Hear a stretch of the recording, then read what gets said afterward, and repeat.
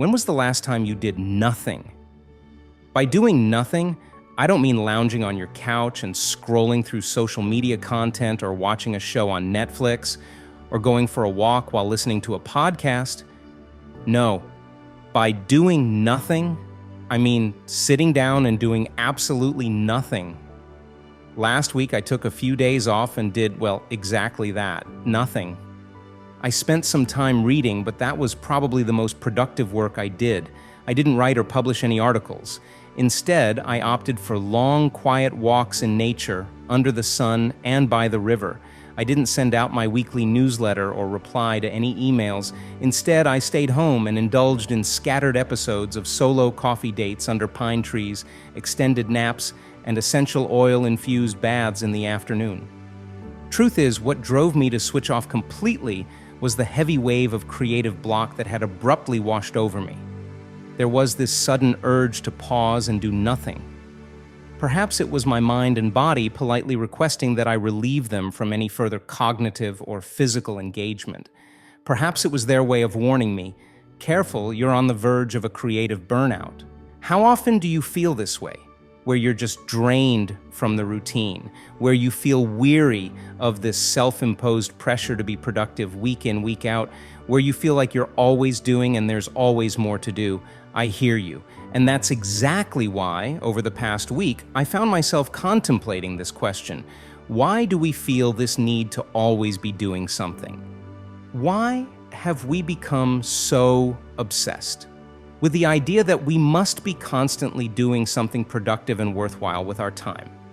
Perhaps it's because we've latched onto this flawed perception of success, that successful people are always busy. And so we've now adopted busyness as an extension of our own identity. Perhaps that's why we feel guilty and anxious when we're not working. Perhaps that's why we continue to blindly adhere and bow down to our shoulds and musts, but fail to make time for ourselves to simply pause, reflect, and cast a gaze inward to ask ourselves these two imperative questions. How am I feeling today? How will I rest today? We've become so obsessed with doing that we've forgotten what it means to simply be. In fact, because of this hindering, always-on mindset and our need to labor over extensive to-do lists, instances of overworking, anxiety disorders, and stress-related diseases are on the rise.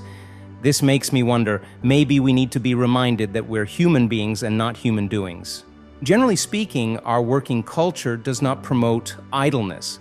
It's so frowned upon that we now associate doing nothing with irresponsibility and laziness. That's exactly why if we're not busy running around, getting stuff done, we feel saddled with anxiety and guilt. It's also why we keep pushing ourselves to do more, regardless of whether our body and mind are trying to tell us to slow down and take a break. The problem is that this philosophy blurs the line and spills into our personal life as well. And when it lingers for far too long, it can have damaging consequences on our mental health, well-being, and ultimate creative output. For professional athletes, overtraining is a recognized condition, one with destructive implications on health and performance. For creatives, creators, artists, and writers, the very people whose line between work, play, and passion is often non-existent. Overindulgence in the creative process can lead to creative burnout. You begin to feel overwhelmed and exhausted by everything you have to do, and yet you still somehow feel guilty and worried that you're not doing enough. There's a line in Pixar's Soul that really resonates here. Lost souls are not that different from those in the zone. The zone is enjoyable, but when that joy becomes an obsession, one becomes disconnected from life. The zone is that space between the physical and spiritual world where we experience is what psychologist Csikszentmihalyi coined as flow state. It's a mental state in which we become so fully immersed and absorbed in what we're doing that we totally lose ourselves in it. But while flow is an experience we all seek, and one that is imperative for our creative success, Csikszentmihalyi himself warns us of its harmful addictive implications. Enjoyable activities that produce flow have a potentially negative effect. While they are capable of improving the quality of existence by creating order in the mind, they can become addictive at which point the self becomes a captive of a certain kind of order and is then unwilling to cope with the ambiguities of life. In other words, we must do our best not to allow the joy that we experience through doing to disconnect us from life, our innate nature of being. On one of those days where I did absolutely nothing, I found myself sitting on a bench in front of two large pine trees while sipping an afternoon coffee.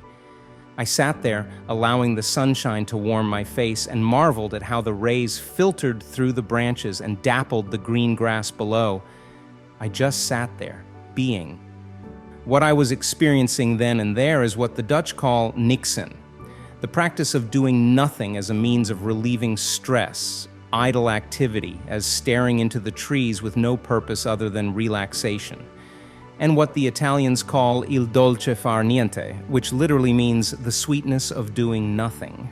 Nixon is not a synonym for being lazy, and il dolce far niente is not an idiom that promotes laziness.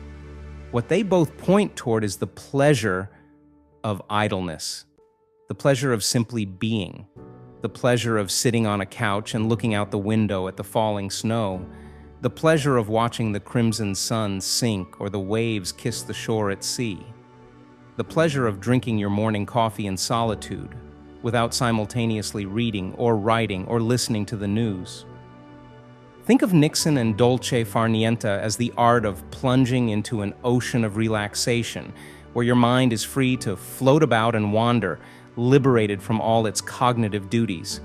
Truth is, if we wish to be our best and most creative selves, we need to do more of that. Be idle and do nothing. We need to shut off the engine, rest, and just be.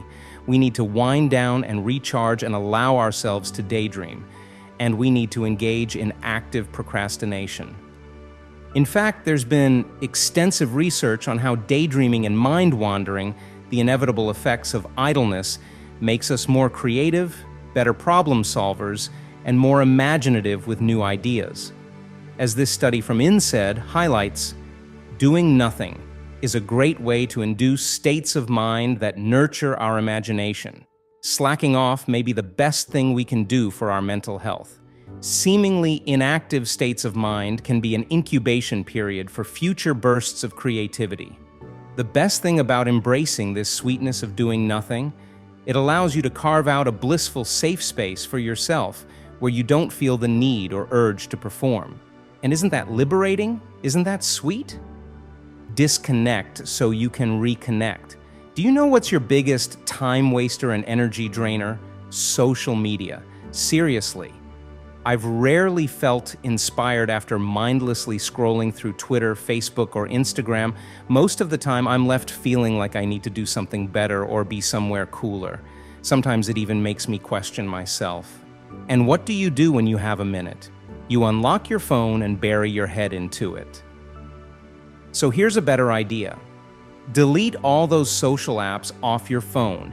Disconnect so you can reconnect with yourself. Maybe that'll remind you that if you have time to waste, you can waste it on mindfully being instead of mindlessly scrolling. Rid yourself of that needless pressure and irrational guilt. Do you ever pause to compare the usefulness of trees in a forest? No, you don't. You simply see the beauty that lies in all of them, regardless of the scope of shade their branches offer or the type of fruits they bear. So why are you so judgmental of yourself? Some trees grow taller than others, some produce more shade than others, but all trees have a place in the forest, and all trees are allowed to simply be. And the same applies to you. It's okay if you don't produce much work today or tomorrow. So what? That doesn't devalue you. And the world doesn't stop spinning if you take a break. Dedicate a tiny daily ritual for doing nothing.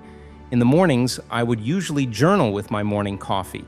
Now, I no longer do it. I simply sit on my chair on the balcony and drink my coffee in silence.